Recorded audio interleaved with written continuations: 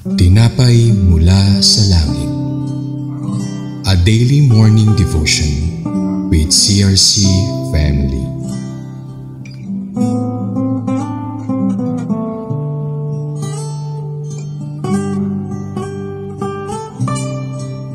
Magandang umaga po mga kapatid.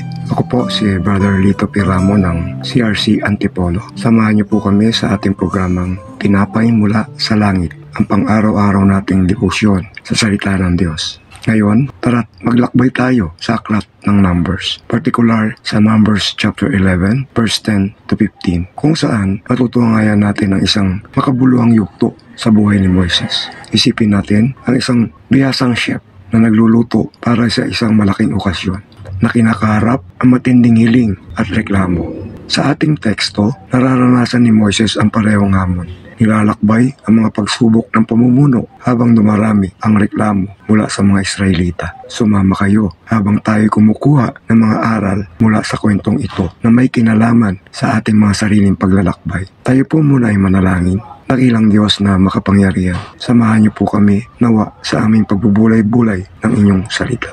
Enable us to really understand your words. This our prayer in Jesus' name. Amen. Meron lamang po akong tatlong ibabahagi sa inyo base sa mga talatang ito. Una po, pasanin ni Moises. Sa ating pang-araw-araw na buhay, maaari nating matagpuan ang ating sarili na dumadami ang mga responsibilidad. Ang mga hapon ay umaapaw, bumibigat ng tulad ng nadama ni Moises habang dumarami ang reklamo mula sa mga Israelita. Sa mga ganitong sandali, natutunghayan ang bigat ng pasanin ng isang leader. Pangalawa po, tapat na usapan ni Moises sa Diyos. Isipin natin ang matalik na magkaibigan na bukas na nagkukwento ng kanilang mga problema. Kinikilala ang mga pagsubok na kinakaharap. Ganon din si Moises sa Diyos. Si Moises, sa parehong paraan, ay nagpapakita ng tapat at bukas na komunikasyon. Buong tapang niyang ipinaaabot ang kanyang mga nararamdaman sa Diyos. Itinuturo sa atin ang lakas ng tapat na nakikipag-usap sa Diyos sa oras ng pangangailangan at minsan sa kawalan ng pag-asa. Isa itong paalala na tulad ni Moises, maaari tayong lumapit ng tapat sa Diyos na may katapatan sa ating mga pinagdadaanan.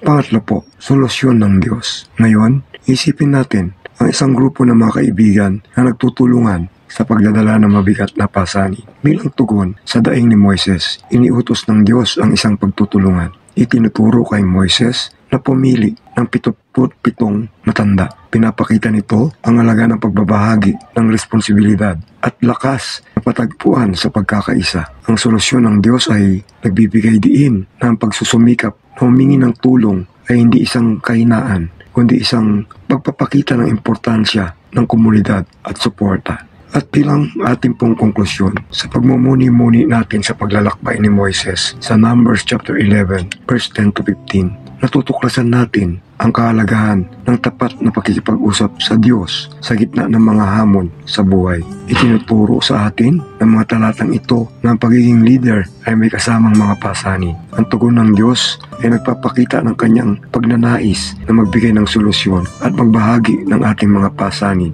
Naway tulad ni Moises, tayo lumapit sa Diyos ng may katapatan habang tayo ay dumadanas ng mga pagsubok. Umaasa sa kanyang gabay na maging magaan ang pasanin sa ating paglalakbay sa buhay. At tandaan natin na ang pagsusumikap na humingi ng tulong at ang pagtitiwala sa Diyos at sa isa't isa ay isang lakas na nagpapalalim sa pundasyon ng ating iglesia.